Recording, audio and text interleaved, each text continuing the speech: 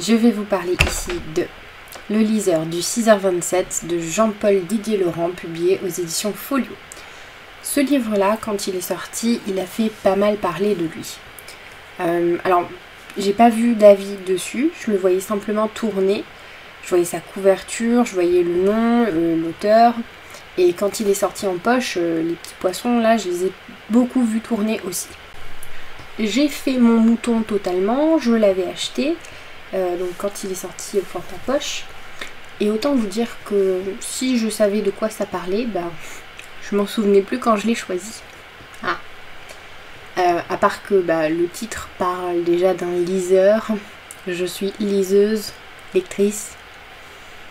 Voilà, je pensais bien qu'on allait parler de livres. Ça a joué. Du coup, dans cette histoire, on va suivre un personnage un peu particulier qui s'appelle Guylain, qui va dans le RER, oui c'est ça, le RER donc du 6h27, et qui tous les matins lit quelques pages de plusieurs romans différents aux gens dans le RER. Et c'est que ce monsieur-là, il se fait un petit public. Au fur et à mesure, les gens sont habitués à le voir, ils sont habitués à l'entendre. Et voilà, se crée une sorte de routine appréciable pour tout le monde en fait. Ce qu'il faut savoir, c'est qu'il lit pas un roman comme je pourrais vous le lire maintenant. En fait, il lit une page d'un livre, une page d'un autre, et ce sont des pages qui sont arrachées. Pourquoi ? Parce que il a un travail assez particulier. C'est qu'il travaille dans un endroit où j'aimerais vraiment jamais mettre les pieds. C'est une usine en fait qui détruit les livres. Voilà. Il y a une machine qui l'appelle la chose. En fait, broie les livres et de temps en temps il arrive à récupérer une page par-ci, une page par-là. Alors il les récupère, il les garde précieusement et c'est ça qu'il lit en fait dans le RER. Et il faut savoir que du coup ça n'a ni queue ni tête, il n'y a pas d'histoire. Il passe, je sais pas, d'une page de Belle Amie à une page de Hunger Games, vous voyez. Il n'y a aucun fil conducteur, mais c'est juste le plaisir de partager les mots en fait. Et juste ce principe-là, ça m'a beaucoup plu. Après, on ne suit pas énormément en train de lire au début.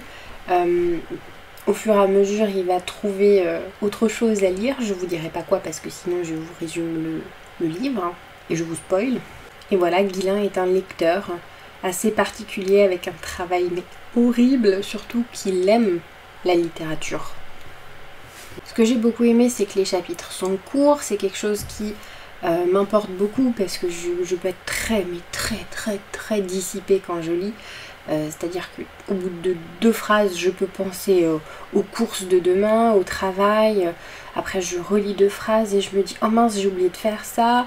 Je relis 2 phrases, c'est « Oh, j'ai pas lancé la machine à laver ». Bref, vous voyez le genre, concentration, 0. Pointé. Du coup, les chapitres courts sont essentiels parce que ça me permet aussi de m'arrêter. C'est-à-dire que bon, si j'ai que une demi-heure, parce que après je pense à autre chose, où je me dis que ça suffit, mon esprit vagabonde, et je peux m'arrêter facilement, alors qu'avec des chapitres de 30-50 pages, c'est pas possible. Si je m'arrête en plein chapitre, des fois il n'y a même pas de paragraphe séparé, donc je peux pas m'arrêter en fait en plein milieu d'une action, c'est pas possible.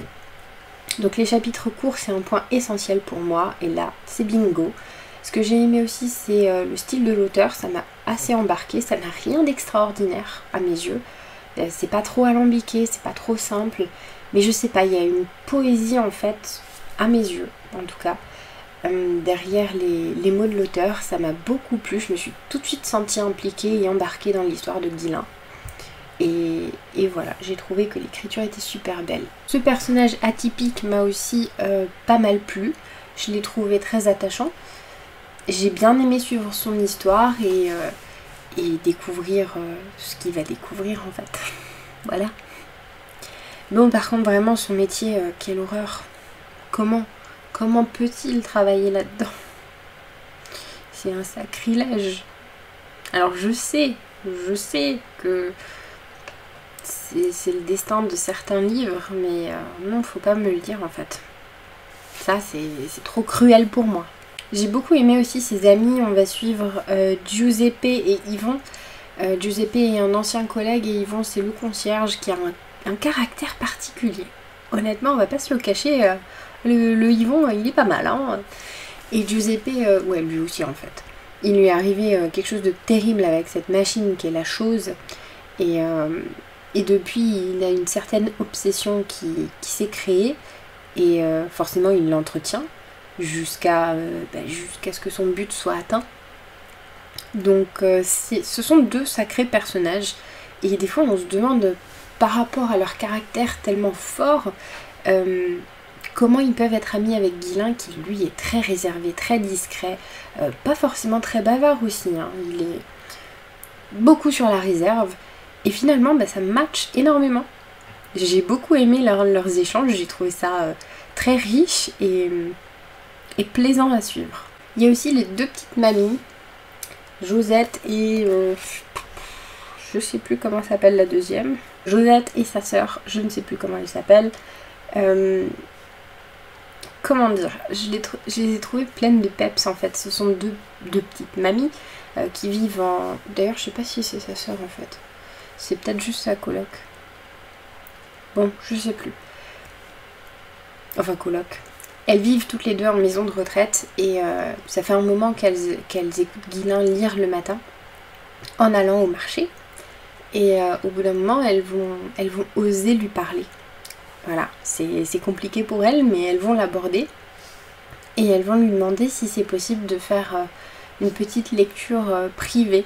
Mais pas une lecture d'un roman, vraiment les lectures qu'il fait dans le RER, c'est-à-dire prendre des pages au hasard et puis les assembler. Et il va partir à la maison de retraite et ça donne des situations assez cocasses. Franchement, j'ai beaucoup ri à ce moment-là, donc il y avait une petite touche de légèreté et d'humour que j'ai beaucoup apprécié.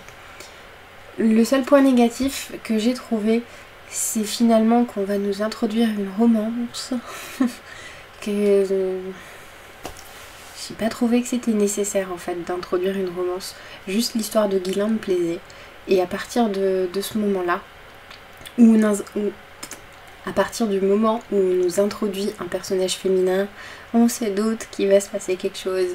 Et alors oui, c'est particulier. C'est une forme particulière, un choix particulier. C'est intéressant.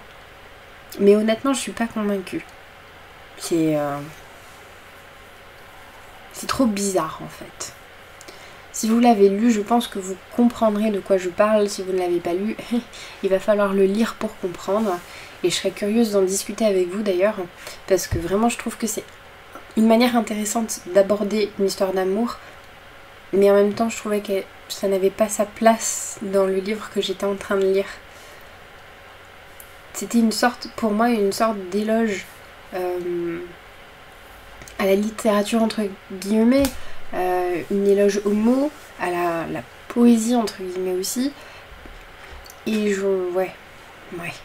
Je dis pas que Guilin il devait finir seul et malheureux et voilà, mais je suis pas convaincue par cette histoire d'amour.